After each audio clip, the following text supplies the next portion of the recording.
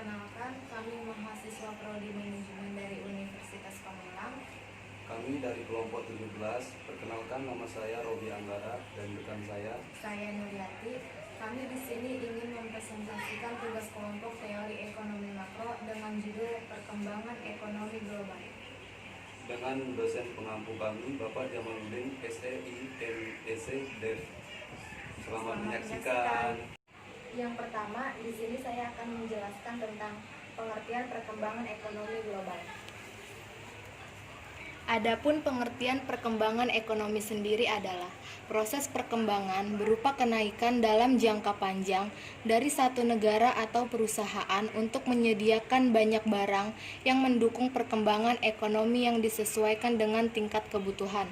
Adanya perkembangan ekonomi ini tidak jauh dari pembangunan ekonomi.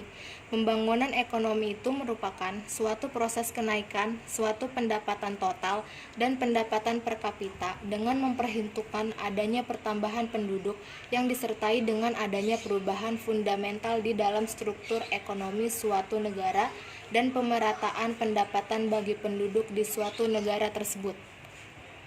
Selanjutnya, ada perkembangan ekonomi pada saat pandemi COVID seperti ini. Sekarang ini telah menyebar cepat ke berbagai belahan dunia dan mendorong WHO mengumumkan COVID-19 sebagai pandemi pada Maret 2020. Sebagian besar negara menerapkan kebijakan pembatasan aktivitas masyarakat yang ketat untuk mencegah penyebaran wabah sehingga memicu kontraksi ekonomi yang cukup signifikan. Ekonomi sejumlah negara terkontraksi akibat kebijakan pembatasan aktivitas, terutama Tiongkok, Uni Eropa, Jepang, dan Inggris. Lalu, kontraksi ekonomi dunia dipicu oleh pemburukan aktivitas konsumsi, produksi, investasi, dan perdagangan internasional. Aktivitas konsumsi turun tajam seiring kebijakan pembatasan aktivitas masyarakat di ruang publik, sementara aktivitas produksi dan investasi terhambat karena perusahaan menghentikan produksi dan gangguan rantai pasokan global. Perdagangan internasional turun signifikan seiring penutupan perbatasan lintas negara dan penghentian penerbangan internasional. Tingkat pengangguran juga melonjak tinggi karena maraknya pemutusan hubungan kerja. Sementara itu, pemburukan permintaan dunia memicu jatuhnya harga komoditas terutama minyak. Pemerintah dan otoritas global telah menempuh respon kebijakan yang cepat, inovatif, dan dalam skala besar untuk mencegah pelemahan ekonomi lebih dalam akibat COVID-19. Pemerintah meningkatkan stimulus fiskal untuk menahan dampak pelemahan ekonomi terhadap rumah tangga dan perusahaan.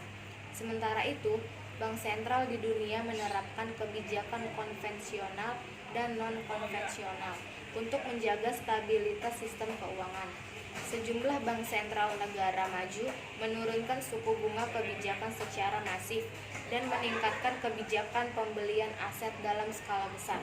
Sementara beberapa bank sentral lain mulai mengimplementasikan kebijakan kuantitatif easing untuk menjaga kecukupan likuiditas.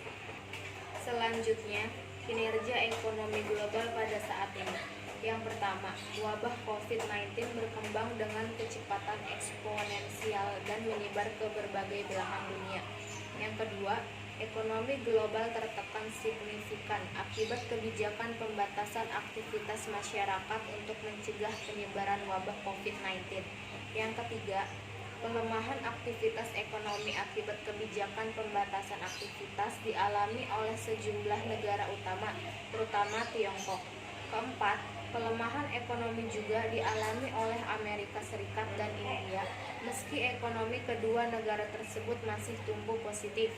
Yang kelima, aktivitas konsumsi global melemah signifikan karena pembatasan aktivitas masyarakat, penurunan daya beli, dan kepercayaan konsumen yang memburuk. Keenam, aktivitas produksi global tertekan akibat penurunan permintaan domestik, terhentinya kegiatan produksi industri, dan gangguan supply chain global. Yang ketujuh, sentimen bisnis memburuk akibat kebijakan pembatasan aktivitas yang menyebabkan terhambatnya pembukaan bisnis baru, gangguan supply chain sehingga meningkatkan vendor lead time, peningkatan pemutusan hubungan kerja karyawan, dan melemahnya kepercayaan bisnis. Kedelapan, perdagangan Mercedes global turun signifikan akibat melemahnya permintaan dunia yang terdampak oleh kebijakan lockdown. Yang kesembilan, harga komoditas global turun tajam seiring melemahnya permintaan akibat kontraksi ekonomi dunia. Dan yang terakhir, tekanan inflasi global menurun seiring melemahnya permintaan dan jatuhnya harga minyak dunia. Adapun faktor-faktor yang dapat mempengaruhi perkembangan ekonomi. Yang pertama, sumber daya manusia.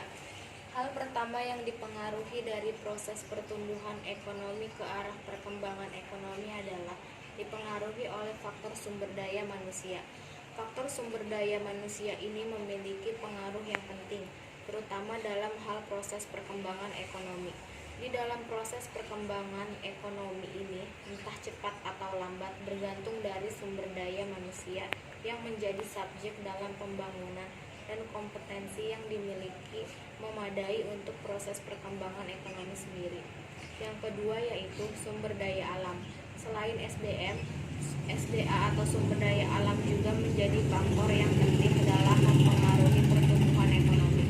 Dikarenakan sebagian besar dari negara berkembang menjadikan perkembangan ekonomi negaranya bergantung dari SDA yang dimiliki. Dan yang terakhir, iptek. Iptek atau ilmu pengetahuan dan teknologi juga menjadi salah satu faktor penting dalam perkembangan teknologi. Dengan melihat perkembangan teknologi yang canggih, maka dalam mendapatkan proses perkembangannya juga lebih cepat. Tentunya hal ini akan mendukung perkembangan ekonomi. Ada juga faktor yang dapat menghambat yang perlu kita ketahui agar perkembangan ekonomi tidak terhambat. Faktor-faktor tersebut yakni ialah 1. KKN. Adanya kuliah kerja nyata akan dapat mempersulit sebuah negara dalam mengalami pertumbuhan atau perkembangan di sektor perekonomian, sehingga akan menyebabkan terjadinya kekacauan yang tidak terkendali dalam perkembangan ekonomi. Yang kedua, adanya kenaikan harga BBM. Dengan terjadinya kenaikan harga BBM, hal ini sangat mempengaruhi proses pertumbuhan atau perkembangan ekonomi. Hal yang akan mempengaruhi seluruh pertumbuhan atau perkembangan ekonomi secara nasional. Yang ketiga, suku bunga yang tinggi. Bunga yang tinggi akan mempengaruhi terjadinya investasi dari beberapa pengusaha, juga akan mempengaruhi pertumbuhan dan perkembangan ekonomi, terutama dari negara-negara yang berkembang. Yang keempat, tingkat keamanan. Apabila ingin perkembangan ekonomi yang lancar, maka Anda perlu menciptakan kondisi keamanan yang kondusif, sebab hal ini mempengaruhi kondisi ekonomi akan menjadi lebih stabil dan lebih kuat. Maka dari itu sangat penting membuat stabilitas dalam bidang politik serta keamanan. Dan yang terakhir, kelima, inflasi.